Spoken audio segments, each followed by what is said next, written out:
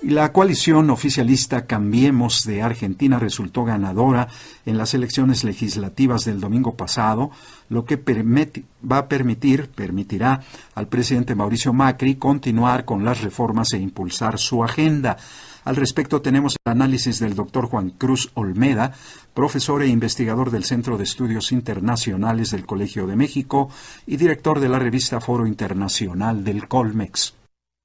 Las elecciones legislativas de medio término que tuvieron lugar en Argentina el domingo pasado confirmaron lo que ya había sido adelantado por las primarias de hace algunos meses.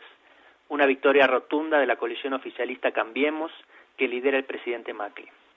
El gobierno no solo triunfó en términos agregados en todo el país, obteniendo un 42% de los votos, sino que derrotó a la mayor fuerza de oposición, el peronismo, en distritos que hasta hace algunos años se consideraban inexpugnables. No menor fue el hecho de que una de las vencidas fuera la expresidenta Cristina Fernández de Kirchner, quien no solo decidió competir en las elecciones para buscar una banca en el Senado por la provincia de Buenos Aires, sino que se propuso hacerlo fundando un partido político propio, Unidad Ciudadana. Si bien logró obtener su curul, su fuerza resultó en segundo lugar, lo cual mostró que su figura no es imbatible y que 2 años fuera del poder socavaron los altos niveles de popularidad con los que dejó la presidencia. Este resultado deja varios puntos a analizar que merecen ser destacados. En primer lugar, tal como sucedió durante varios de los años en los que los Kirchner estuvieron en la presidencia, el escenario político argentino muestra un oficialismo cohesionado y en crecimiento frente a una posición fragmentada y sin un liderazgo común claro. La novedad es que quienes ahora están en el poder son quienes en el pasado se encontraban en el llano y viceversa. La otra gran diferencia es que cuando el kirchnerismo gobernaba, el poder se concentraba en una sola persona, mientras que en el oficialismo actual, si bien Macri es reconocido por todos como la máxima autoridad, destacan otros liderazgos que fueron vitales para el triunfo, como el de Elisa Carrió o el de María Eugenia Vidal. En segundo lugar, el triunfo asegura al oficialismo un aumento en su poder dentro del Congreso, algo que muchos auguraban que sería el talón de Aquiles de la presidencia de Macri. En estas elecciones solo se renovó la mitad de la Cámara de Diputados y 1/3 del Senado, por lo que la victoria de Cambiemos no se traducirá en un cambio rotundo. Sin embargo, los bloques de la fuerza crecerán en ambas cámaras. El oficialismo será la primera minoría en diputados y la segunda en el Senado, en un escenario de alta fragmentación en la oposición. El gobierno seguirá estando obligado a negociar, tal como fue el caso en estos últimos 2 años. Sin embargo, serán muchos menos los votos externos necesarios para impulsar su agenda y por lo tanto podrá seleccionar a sus socios. Asimismo, si bien el kirchnerismo perdió peso en el Congreso, seguirá siendo la fuerza con mayor representación luego del bloque de Cambiemos. Con otro aditamento, Cristina Fernández será quien comandará al bloque desde adentro mismo del Senado y con partido propio, en un contexto en el que la expresidenta buscará consolidarse como jefa de la oposición. Probablemente su fuerza adopte posturas críticas e intransigentes. Esto, sin embargo, no necesariamente perjudicará al gobierno.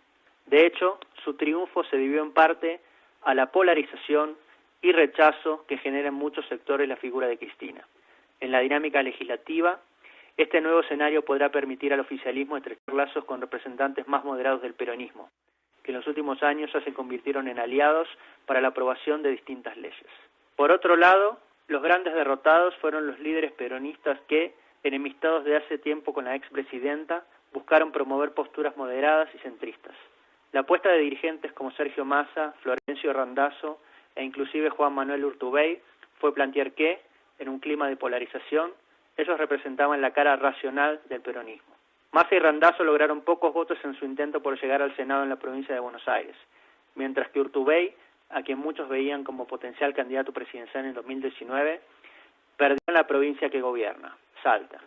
Otros gobernadores peronistas con aspiraciones de liderazgo también vieron perder a sus listas frente al oficialismo, como Juan Schiaretti en Córdoba o Gustavo Godert en Entre Ríos.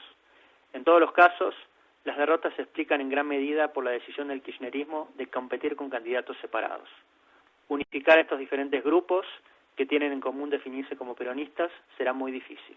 En otro orden de cosas, el devenir de la economía tuvo un efecto menor del que se esperaba, pasando a ocupar un lugar central el tema de la corrupción. Sabiéndose debilitado en términos institucionales desde su llegada a la presidencia en 2015, con reducidos bloques en el Congreso y una mayoría de gobernadores opositores, la apuesta de Macri fue que las reformas harían que el país llegase a estas elecciones legislativas en una situación económica positiva. Este objetivo no se logró. La economía argentina solo crece de manera tímida y la inflación continúa siendo alta.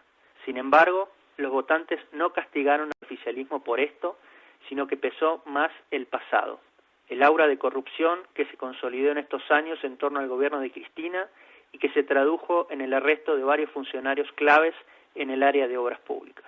Para concluir, si bien este nuevo escenario no asegura a Macri un camino de rosas para los próximos años, sin duda despeja un gran fantasma que se instaló desde el retorno a la democracia en Argentina, que solo el peronismo puede gobernar el país. El presidente deberá ahora, sin embargo, mediar entre los sectores más ortodoxos de su gobierno que proponen avanzar de manera profunda en una agenda neoliberal que generaría amplios costos sociales en el mediano plazo, y aquellos que impulsan reformas más gradualistas y que hasta ahora, más que nada por necesidades políticas, son los que se han impuesto. Por otro lado, sin que se vislumbre de manera clara qué puede pasar con la oposición, el triunfo le abre las puertas a su reelección en 2019, siendo el primer presidente no peronista con posibilidades de lograrlo desde la reforma constitucional de 1994. Para Radio Educación, Juan Cruz Olmeda, profesor investigador del Centro de Estudios Internacionales del Colegio de México. Y aprovechamos para enviarle un fuerte abrazo y nuestro agradecimiento al doctor Juan Cruz Olmeda, quien cumple 2 años de colaboración, subrayado colaboración continua en Pulso Dominical. Este informativo al que sin duda le ha dado usted un valor agregado, un peso analítico, doctor, con su excelente trabajo. Muchísimas gracias.